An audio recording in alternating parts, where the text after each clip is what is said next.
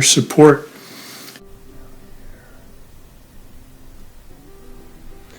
So we're getting the LE error, and that's something wrong with the motor sensor in the back or one of the wires going to the motor sensor. So we're going to check that out.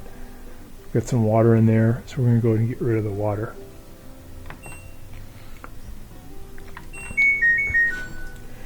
To get rid of the water, we're going to do a spin cycle. To do that, we're going to turn on the power, press the spin speed button until you get to the extra high, and then press start. That'll get the water out, and probably when it tries to spin though, it will get another LE error. You can see it's trying to activate to spin, but you just get kind of a shake when the motor kicks in, but it's not able to spin it. So normally at this point you get some rotation, but something's not working. It might give us an LE error here in a second.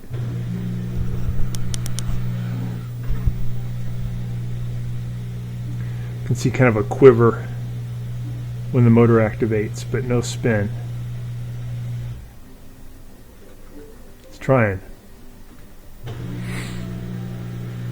Alright, to get to the back, I got to get this machine out a little further. I'm going to turn off the water already, and I'm going to remove these hoses. I've already taken the drain pipe out of the standpipe in the wall, so I can get this out. So you won't have to disconnect the water line. You just have to get to this back panel, and this one's just water lines are a bit short, so we're going to go ahead and turn off the water and then remove these guys. Trying to figure out why the motor is not turning. Could be the sensor, could be the rotor. We'll take a look.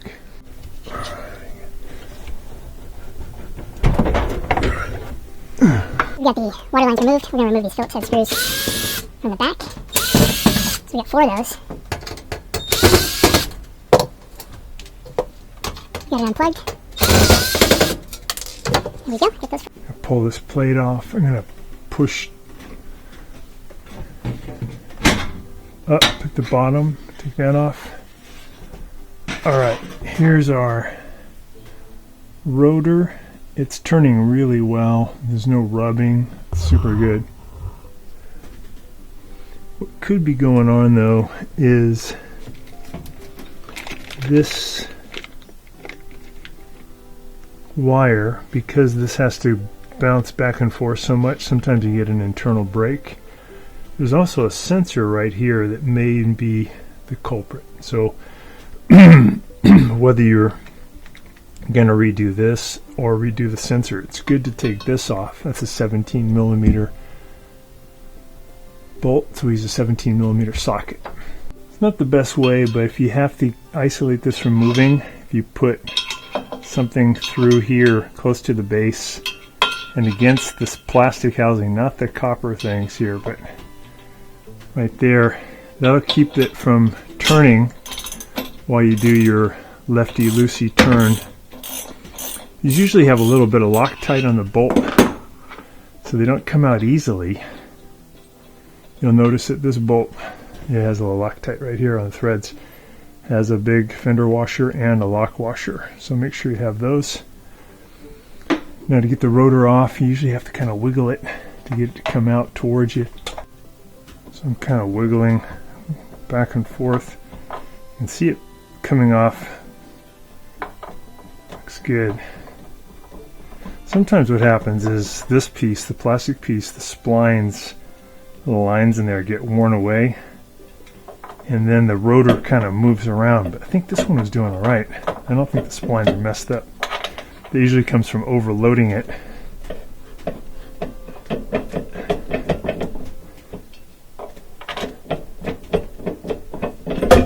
There we go. Here is the new sensor. This is a 6501KW2002A part. These are not very expensive.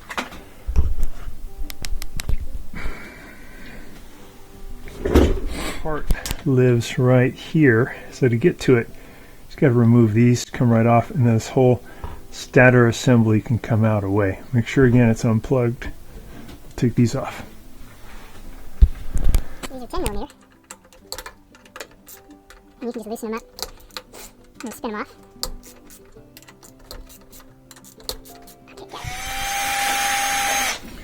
So these pretty long bolts. I just got a extension for my drill. 1/4 inch socket, comes off a little faster.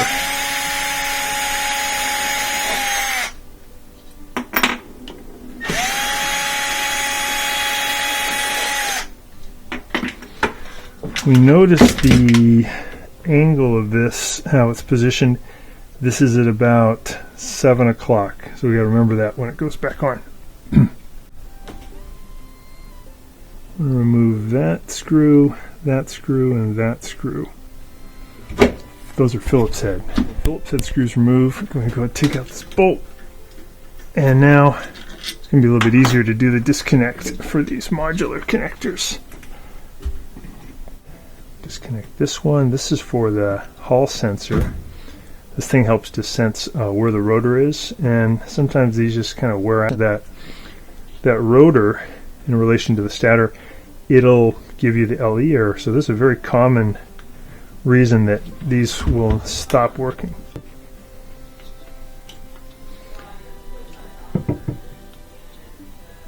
There's one right there. Right up on the other one. There we go. So right up on those. Pull that back. So there's the old Hall sensor. I'll go ahead and put on the new one.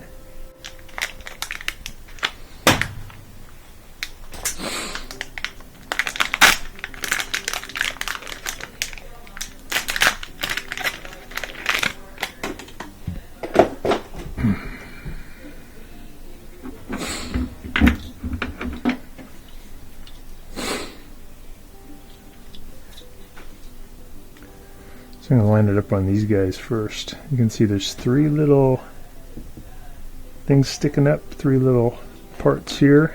Go line them up. Get those on there first. And then make sure these are up on top.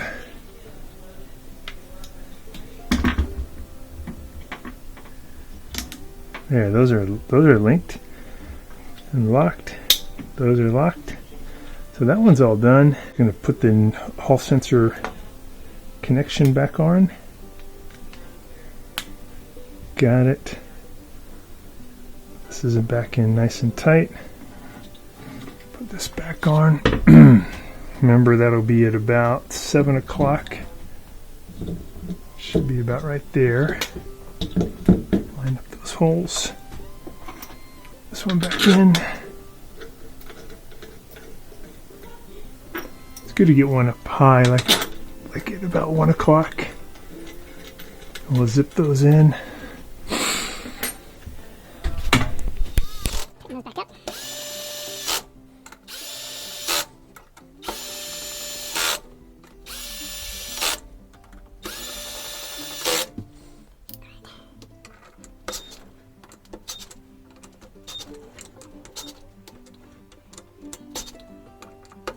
Got it. Got all our screws back in. I'm going to put the rotor back on. It has a pretty heavy magnetic pull, so it's okay. Kind of wiggle it and get this back onto the little splines.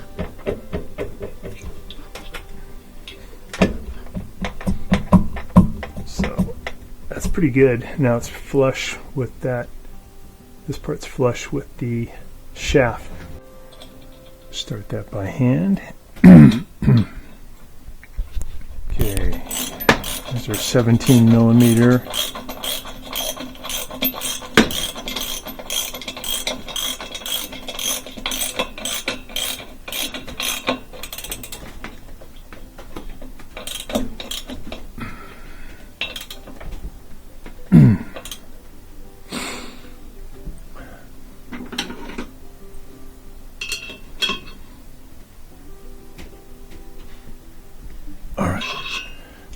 tight.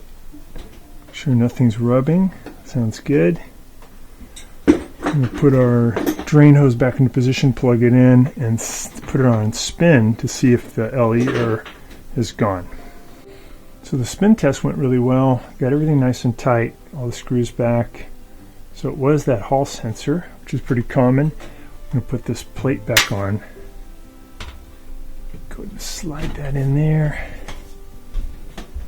And these guys kind of drop in. We'll add those Phillips head screws. Alright, that's the last Phillips head screw. We're going to go ahead and add some longer hoses onto this one, just to make it easier to get in and out. Get that on tight. Adjust the LE. I'm going to turn it on. I'm going to press spin speed. The highest one, press start, and that'll do a cycle. We'll see if it can spin now.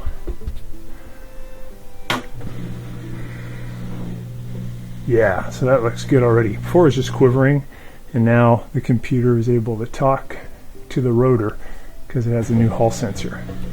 So the high-speed spin looks really good. Back to normal.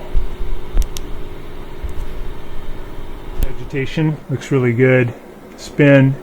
So no more LE error, and that was done by changing this Hall sensor. And when you get a chance, please press the subscribe button below so you can be subscribed, and also the notification bell so we can send you more videos about appliance repair. Please also give us a thumbs up if you enjoyed the video. If you really liked the video and it really helped you, please press this new applaud button, and you can show your support and also get a nice clapping hands for your video. Thanks again.